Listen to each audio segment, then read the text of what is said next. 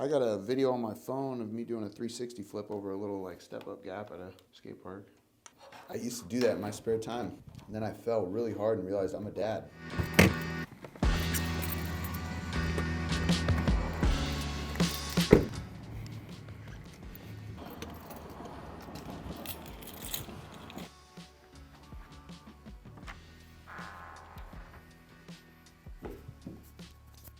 What's up? Today is check-in day, and I'm gonna run through my entire day of eating. This is week 4, so my show was, exactly 4 weeks ago as we were recording this. I got my weights up right here actually, so I was 159 on the morning of my show, and then week 4, 165.9. So I have almost gained 7 pounds almost since my show day. I wouldn't count that because I was depleted. 6 pounds, which is a good amount of weight. But I look leaner. We'll pull up my progress photos that I sent to my coach this morning. So I actually took progress photos this morning, completely fasted, and I take care of my check-in at that point. You wanna wake up, touch base with your coach on check-in day, be on time so your coach can get it and get back to you with responses and adjustments immediately. And even as a coach, I have a coach, and I make sure that I am the best client I could possibly be. So I take my progress pictures, and then I fill out my update form first thing in the morning, and we're tracking my weight, my biofeedback, digestion, sleep. At least once, but usually 2 or 3 times a week, I will do my blood glucose as well as my blood pressure, because we just want to monitor health along the way. Blood glucose, blood pressure, these things are just going to help me understand that my body's recovering, my hormones are improving.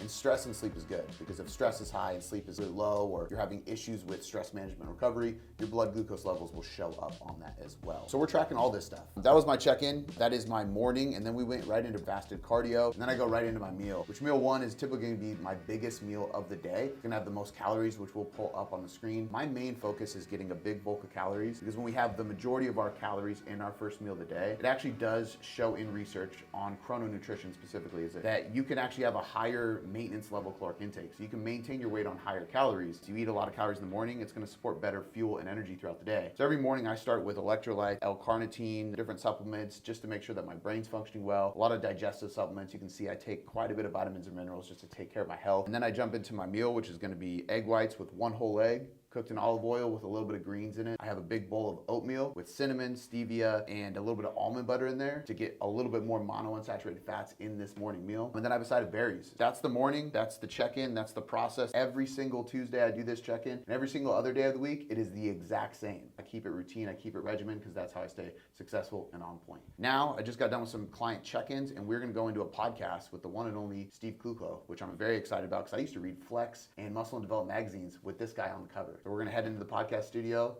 start recording. All right, put some lights in here. Lights, camera, action. I got you right here, bro. What we need, we're gonna do, not this camera. I gotta use a camcorder. I feel like I'm shooting a home video. I think they call that a dad cam. It is a dad cam. My dad used to film me at skate parks with this thing, literally. I got a video on my phone of me doing a 360 flip over a little like step-up gap at a skate park. It wasn't that long ago. I used to do that in my spare time. And then I fell really hard and realized I'm a dad.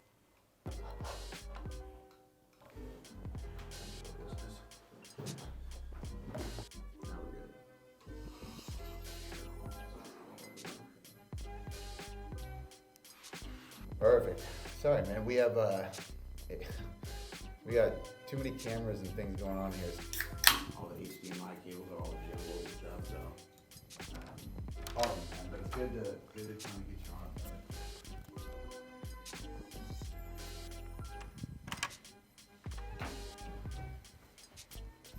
Oh, not so bad. Ooh. That was dope. Steve Kluko.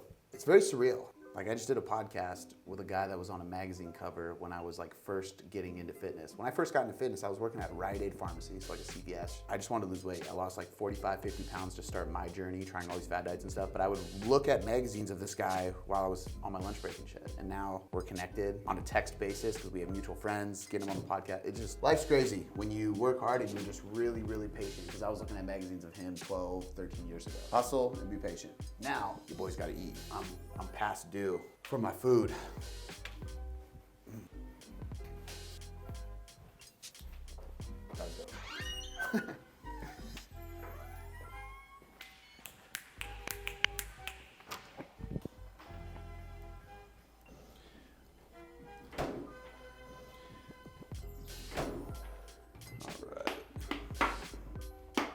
Real simple meal. It looks absolutely unappetizing, but it tastes really good, and I smother it in mustard, which also sounds probably unappetizing as well. So we literally got white rice, green beans out of a can. Yes, it's just as healthy, it's totally fine. Same with frozen. And ground turkey, cooked in olive oil. Simple monounsaturated fat, simple lean protein, simple, easy to digest carb, a little bit of veggies, some kind of sauce. Gonna add some salt, bada bing, bada boom. Let it cook.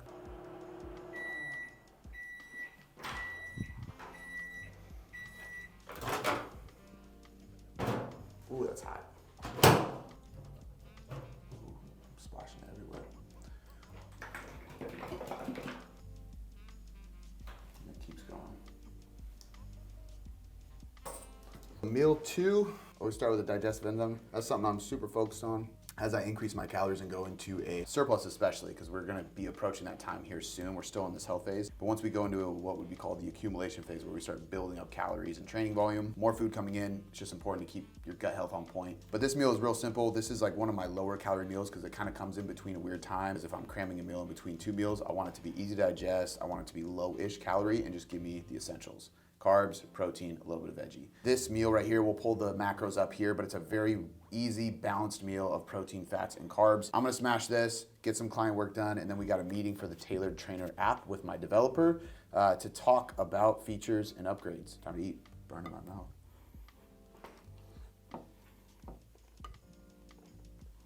mouth. All the mustard. Did you just ask me if I eat this every day? Yes, I absolutely eat this every day. I eat the same meal every day for all my meals.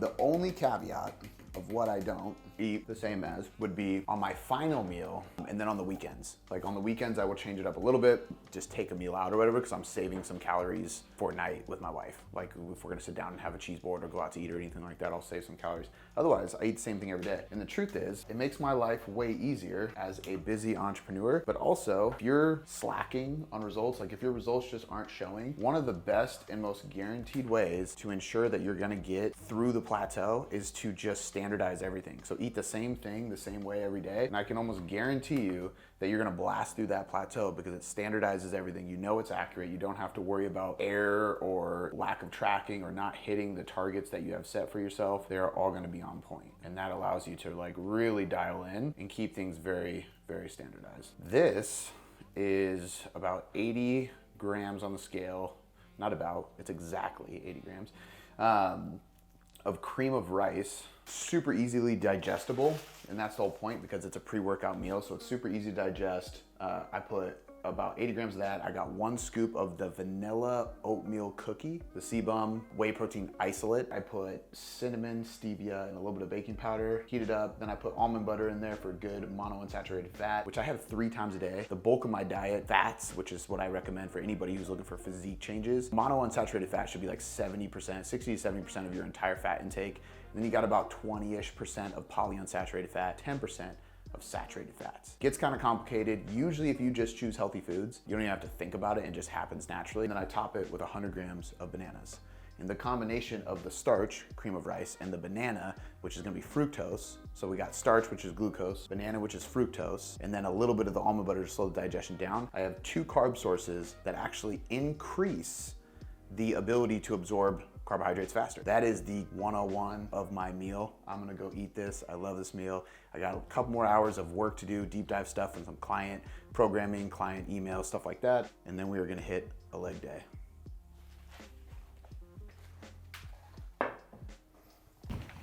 Ooh.